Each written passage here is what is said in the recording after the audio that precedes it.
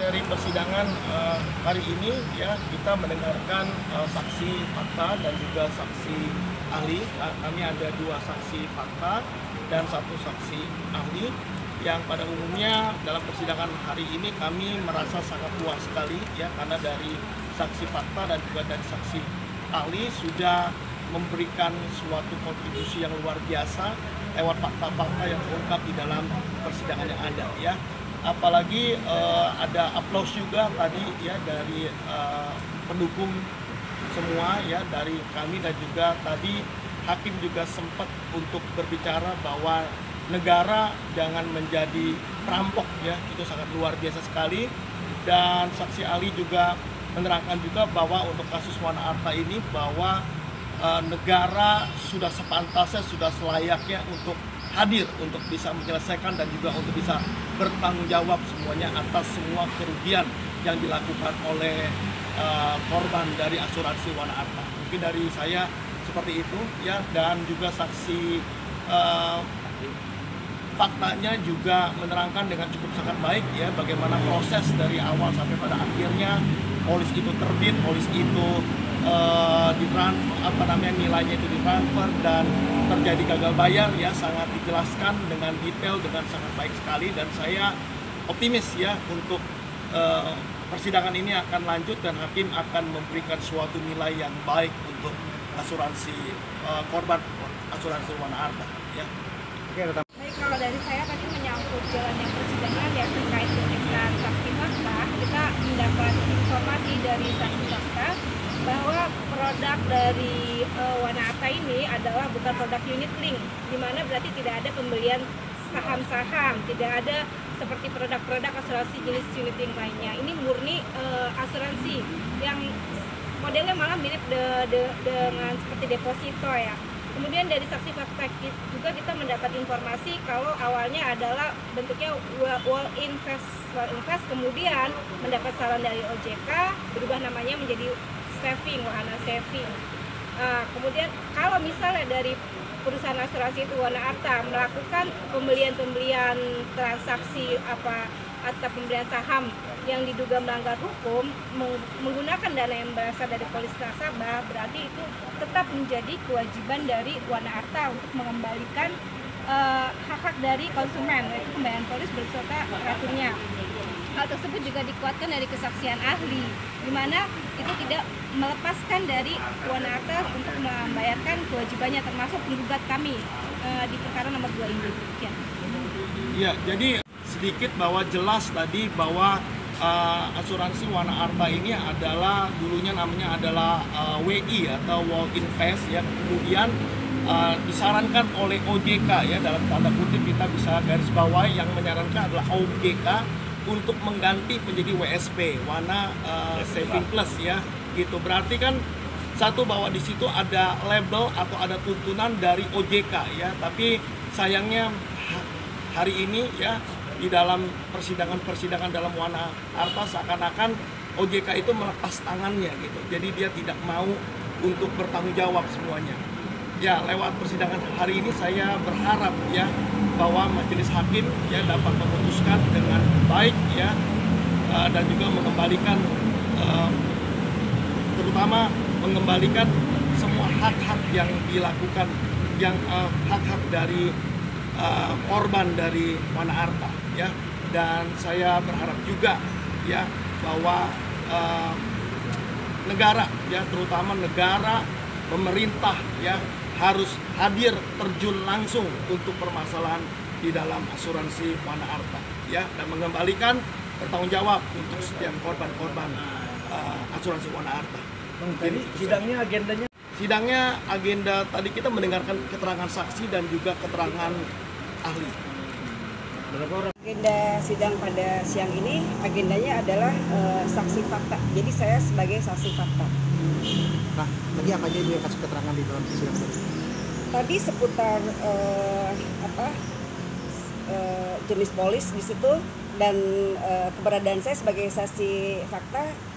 Kebetulan saya dulu mantan, selain pemegang polis, saya mantan karyawan Wana Arta juga.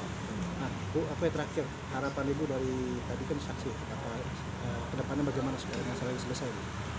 harapan saya tentunya semua masalah ini segera selesai, uang nasabah dikembalikan, karena seperti teman-teman ketahui banyak nasabah yang sudah usia lansia, yang mana emang negara dalam hal ini sebenarnya harus bertanggung jawab, harus mengembalikan dana nasabah, karena kita tidak mungkin ada di sini kalau kita bukan sebagai pemegang polis Wana Arta. Urusan dalam Wana Arta itu bukan urusan nasabah sebetulnya, betul nggak Bu, Pak? Ya, jadi harapannya bahwa uang kami segera kembali sehingga kehidupan teman-teman, apalagi nasabah-nasabah yang sudah lanjut usia, bisa berjalan sebagaimana mestinya. Dan sidang hari ini adalah sidang saksi fakta. Jadi kebetulan ada saya, Pak Eron dan Pak siapa? Joko dari Lembaga Konsumen ya, Pak Joko. Ini seperti sidang-sidang sebelumnya kita menjadi saksi ahli, tapi pertanyaan-pertanyaannya memang selalu di setiap sidang itu berbeda.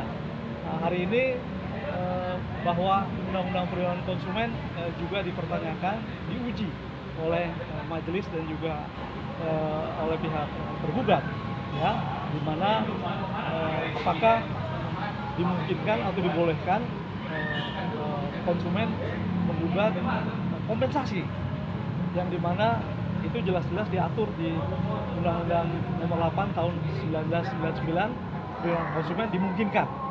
Dan itu memang bisa dilakukan dan pernah kita waktu di Badan Penyelesaian Sengketa Konsumen melalui mediasi itu sering juga ada kompensasi daripada pelaku usaha. Tentu dengan format litigasi ini semua tergantung kepada majelis hakim. Dia akan melihat di mana kemungkinan-kemungkinan yang bisa diputuskan untuk adanya kompensasi. Tetapi nomor satu adalah kompensasi itu adalah itikat baik daripada pelaku usaha. Itu itikat baik.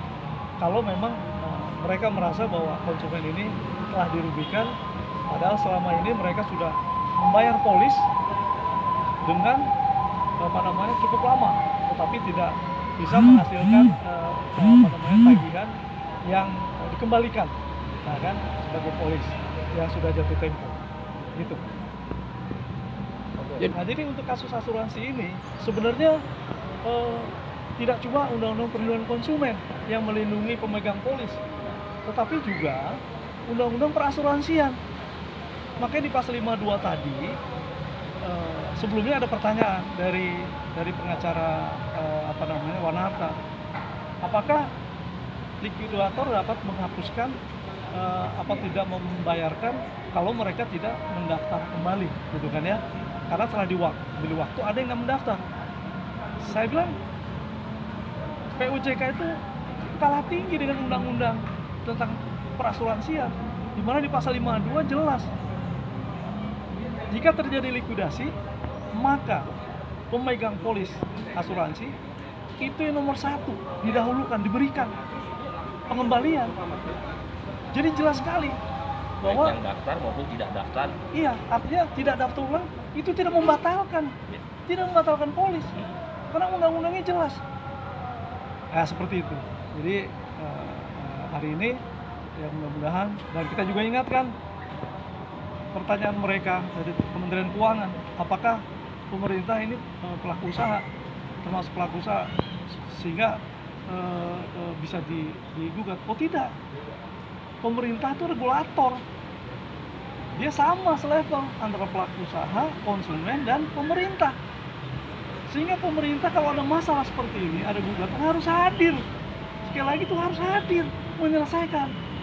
Nah, majelis mengomentari, oh pemerintah jangan merampok, nah gitu kan, artinya dia paham, oh iya, nah, seperti itu. Ya memang tadi di persidangan tadi saya sempat muncul sebagai saksi fakta, di mana di situ saya menyatakan tentang keberadaan dari para owner yang sudah menjadi tersangka dan DPO plus red notice, tapi masih bisa hidup layak di Amerika, khususnya di Beverly Hills, di mana mereka masih hidup nyaman, tenang, tanpa ibaratnya mempedulikan kami nasib-nasib para korbannya. Di sini kita bisa lihat tidak ada etiket baik dari sang owner untuk menyelesaikan ini. Malahan ibaratnya terakhir ya kita bisa tahu lah dengan dia menghadirkan para kuasa hukumnya hari ini, artinya apa? Dia masih sanggup bayar. Tapi dia bukan bayar kita, tapi dia bayar kuasa hukum untuk melawan kita. Itu yang pertama. Kedua, kami minta dari pemerintah, khususnya kejaksaan, dalam hal ini kejaksaan yang telah merampas uang senilai 2,4 triliun, di mana itu adalah uang yang dihimpun pihak Wana-Ata dari uang-uang para nasabah atau para korbannya.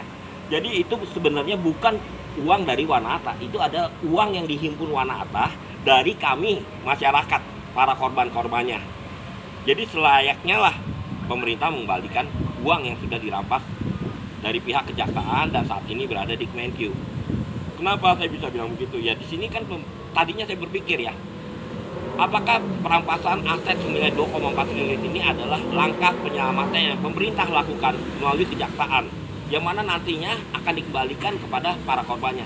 Tetapi sampai saat ini sudah berjalan hampir semenjak perampasan itu terjadi dan kasus Wana-Ata ini terjadi udah hampir 5 tahun ya. Sampai sekarang uang rampasan itu tidak dikembalikan ke kami para korbannya. Saya harap ya dari persidangan ini kita punya hak-hak korban semua dikembalikan secara penuh. Terima kasih. Saya juga sebelumnya ucapkan terima kasih buat Pak Eron yang sudah jadi saksi, ya juga dengan Pak Joko ya kan sebagai saksi ahli, di mana beliau ini adalah ketua LPKSM Suara Konsumen Jakarta, dan beliau pun juga mantan ketua BPSK DKI.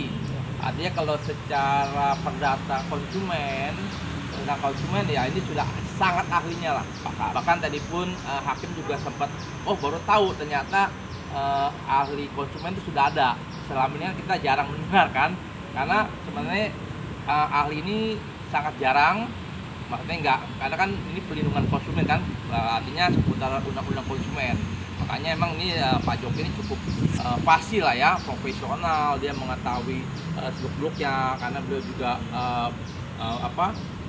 bekas ketua BPSK juga mantan, dan juga beliau juga difungsikan oleh BPKN. Artinya kalau secara materi, secara pengetahuan undang-undang dia cukup oke lah ya, cukup baik. Nah, artinya sebenarnya ahli perlindungan konsumen sangat dibutuhkan ya. Makanya selama ini kami ini sebagai konsumen nggak ngerti kan, tahunya cuma perdata, pidana ya kan. Ternyata kami sebagai konsumen, dan mungkin Bapak Ibu juga wartawan konsumen kan, termasuk tadi juga instansi pemerintah di pejabat ini kan konsumen juga. Artinya jika suatu saat ada permasalahan yang bisa menjelaskan, ya itulah ahlinya, yaitu Pak Joko ini sebagai ketua LPKSM ya. Beliau ini sangat aktif dan sangat care lah terhadap konsumen gitu loh. Nah makanya saya hari ini berterima kasih lah. Poinnya kami juga melihat hakim punya respon cukup baik ya, dan juga dia juga sempat sampaikan jangan sampai negara ini menjadi bagian, malah bukannya membela masyarakat, tapi bagian justru jangan sampai uang ini jadi dirampok oleh negara gitu loh. Artinya dalam dugaan, artinya ini kan jangan sampai terjadi seperti itu. Harusnya negara tuh datang melindungi, menjaga konsumen yang notabene kami ini kan masyarakat. Ya, jadi itu yang kami juga ucapkan terima kasih buat Pak Joko, ahli dari konsumen, ya kan.